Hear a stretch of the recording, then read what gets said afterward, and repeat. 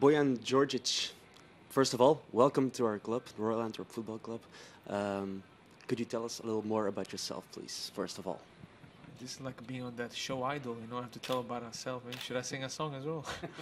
No, what can I say? I'm 30 years old on Monday, which is tomorrow, so I accept a birthday cake. So any fans that want to come down to the training ground to give me one, more than welcome.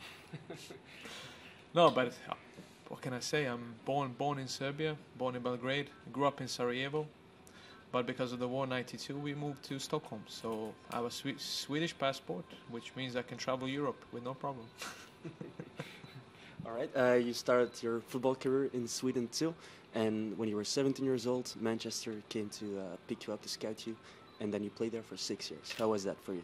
That was a great feeling, of course. It's the biggest organization, biggest club in the world in my eyes. I mean, not just on the football pitch, but everything outside. The way they take care of young players. Doesn't matter if you're the worst or the best player, you still get treated by respect. Of course, I was there for a long time, but I was on loan as well most of them years to get experience, I didn't manage to get to Antwerp at that time. I was loaned out to other clubs, but I know good friends of mine who were here, and every single one of them has enjoyed it. Yeah, you were at Sheffield Wednesday, among others. Yes. Also, when I went, I remember because we used to share digs with many of the players. I know when Luke Chadwick, when John O'Shea came to Antwerp, I went to Sheffield Wednesday. So many of the youth players get the experience in other places, which is much better than sometimes playing reserve games, because playing for points, playing for something, it's much more satisfactory than actually playing in front of 40 people at Gig Lane in Bury or in Altrincham, Yeah. Yeah, last year you ended up in Hungary, where you got a champion. It was a strange one, There has been many strange happenings during my 13-year-old professional career as well. It's been like a roller coaster, really, up and down, nothing in between. But everything, all the good, all the bad experiences, I just put them in my bag and just carry on and move forward. You shouldn't ever think about the bad times. You should learn more from them, really. Yeah, and this season you made the move back to England to play for Blackpool, but you left there after half a year. Yeah, I should have left much earlier. No, it was not the best time I've actually had and experienced, Many things happened, many things that I didn't agree with, many things behind my back, many stories, many lies, and many things to cope with that was not based on football. But of course, like I told you, of these bad experiences, I learned more than from the good ones, because then you learn to trust in yourself and to move forward. And of course, I'm here now, so whatever happens then, I wish them luck. I know they wish me luck, so a new start. Yeah, to come back at the Blackpool story, one of the stories that were told that you played at £90 a week. Is that correct? Yeah, of course, that one always comes up. But as I always says, why would I come back there and leave a 2-year big money deal in Hungary to come and play for £90 a week in Blackpool?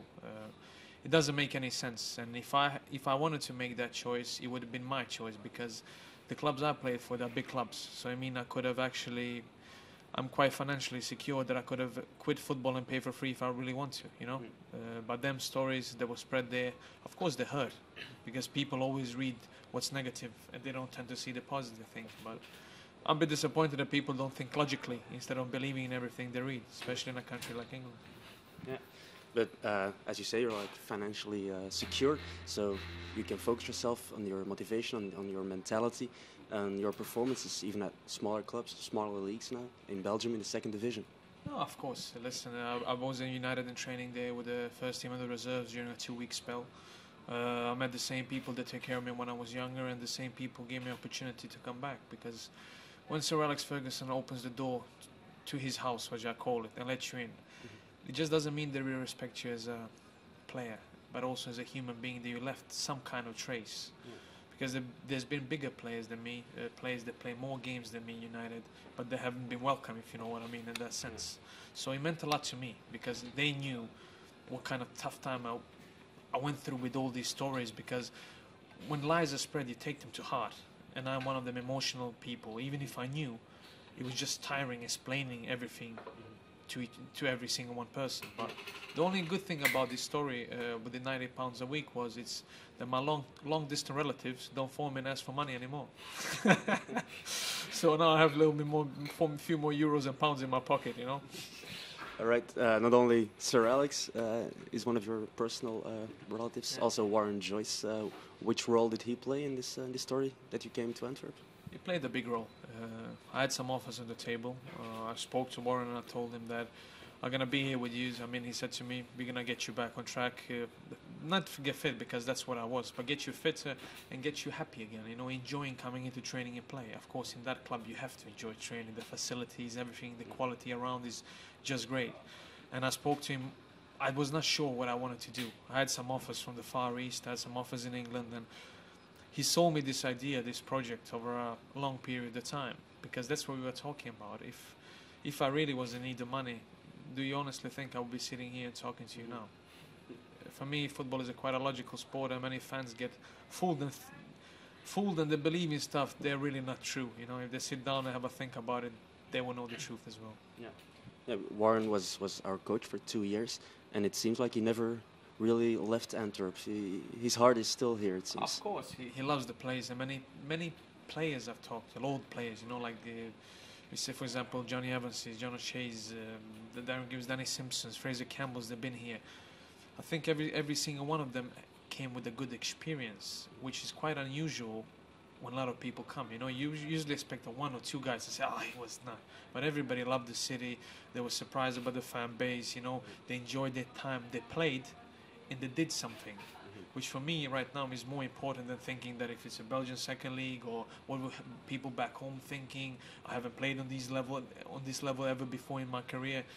I don't care about them things. You know, it's up to them. I feel satisfied with my choice. I feel good within myself. And at the end of the day, I got opportunity to kick a ball for a living. You know, so it's not that bad. Yeah. Talking about performance, what's your ambition with Antwerp? You signed for this season with an option for some one more year, I think. Yeah. What's your ambition during your spell at Antwerp? Just to play and enjoy football again. You know, I have to play football with a smile on my face to be able to perform. So every season that I've been really good in has been the season that I've been happy. You know, I cannot perform if I'm not happy, if I'm not happy with my choices. You know, sometimes you choose clubs maybe because of the offer, because of the money, which is wrong, but at the same time you have to think about footballers don't have that long careers. So sometimes you have to forgive them for some choices they make. And sometimes you make a choice, you take the money, you sit on the bench, but you don't care because the money is still there. But after a while, you know, that boy come inside of you just says, "Listen, you need to just play football." Yeah. You know, you have enough, this will give you totally something else. And when Joyce said it's a good choice, when United said this is a good choice, they opened the door, they helped me. Of course I will come here and not turn my back on that. You know John Kofi? A little? Yeah, are you, okay, are you going to try to... I'll try to slap him up if he continues going out. You know, I'm joking. No, I've heard many good things about him. You know, he's a young player. He's a willing player. Works hard, quick. He wants to score some more goals. So I will help him. I will help him to that. Hopefully, you know. And it's much easier, I think, for him having an experienced player that's been through the same path as him, so he can actually see that. Listen, I need to work hard, stay focused, and try to do the best out of my career instead of having a roller coaster like me. Yeah. Yeah, the fans, they are expecting a lot from you because seeing your CV, what can you tell them? Be patient. That's not that much, you know, what you can say. Of course, I wouldn't have been in them clubs if I didn't have quality, you know. I'm not the biggest goal scorer. I'm a more creative player. They create goals for others.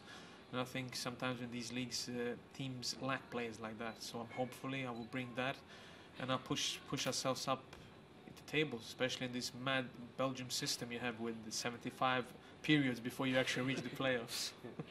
Yeah, you were signed as a left midfielder, a winger, but I've also seen some games you playing attacking midfield. Yes, attacking midfield, that's my position. I'm a central creative player. I don't like to be stuck out on the wing because you depend on other people. I think in bigger clubs with better players, it's no problem being a winger when you get the service all the time, you know.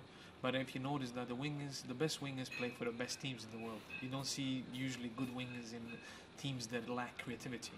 So of course I want to get involved in it more into the middle and be even if I play on the left or in the middle, the creative spark, because we need to score goals and we need to create more opportunities for the strikers. Yeah. Talking about fans, your team is Red Star Belgrade. You're Serbian. I hope that if we reach the playoffs, you'll find that the same passion here as in Red Star. At least it's red and white, you know, same as Red Star colors. But the thing is, you can only do your best and try to help the team. You know, I haven't played for the last 4 months competitive, of course, with the problems in Blackpool and all that. But I'm fit. I've trained. I played for the reserve, so it's not that I'm coming with 4 months break. But of course, you need to come in and feel the league how it is, because every league is different. And hopefully, debut on Sunday and a good one and 3 points back to Antwerp. All right. Success with that and your career here in Antwerp. Thank you. I'll see you soon.